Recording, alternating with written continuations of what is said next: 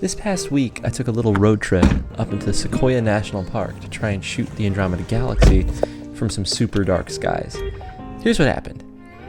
It's about 5 hours of driving from where I live, but there were a ton of beautiful views. It was crazy the different topographies and biomes you can see just road tripping in California alone.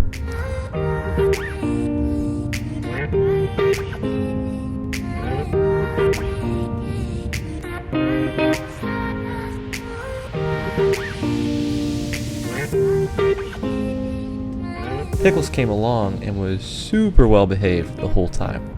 He used the drive to catch up on his snoozes. We knew we were getting close when we could see snow-capped mountains in the distance. There was a huge blizzard here just last week, so I was worried we wouldn't be able to make it into the park, but it ended up being fine. We won't be able to stay in the park past dusk to get data on M31, but we couldn't resist heading straight there to check out the huge sequoias. Even before we got to the big trees, the views in the park were beautiful. The mountains were so high, and there's snow and a clear sky. Everywhere we went, the snow was melting, making these beautiful little waterfalls all over the place. It was really magical.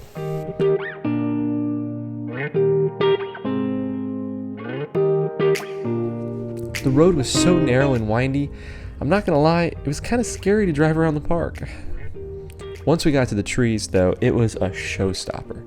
They are as big as advertised.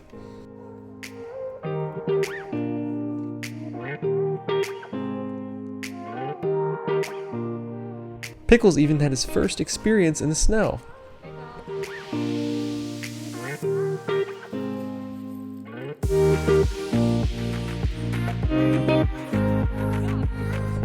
Once the sun started to set, we left the park. Back in Exeter, we found a nice dark spot and got set up to take data. Since Andromeda is a really large target, I brought only my DSLR and a 70 to 300mm telephoto lens. We're using a move shoot move star tracker tonight, which will help keep Andromeda in the field of view. The star tracker is equatorially mounted, so all we have to do is point the laser right at the North Star, Polaris, and we're good to go.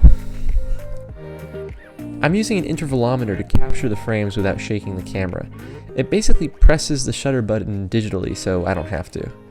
We're taking 10-second exposures with a high ISO since Andromeda is low on the horizon. Once we got a bunch of exposures, it was time to head back inside. On the way, I met a nice little cat who followed me back to our Airbnb and then refused to leave, leading to an epic showdown later when I had to take Pickles out to do his thing. Each individual exposure looks something like this. All that's really visible is the fuzzy bright core of Andromeda, which you can see even with your naked eye on a dark night. We're using AstroPixel processor to stack and align the images together, which produces an image that looks like this. See those bits sticking out from the sides?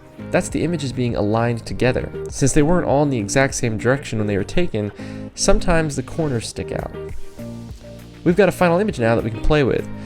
The data collected weren't amazing since Andromeda was so low, but if we risk blowing out the core, we can get some really cool details in the arms. Andromeda is a spiral galaxy, like the Milky Way, something like 2.5 million light years away.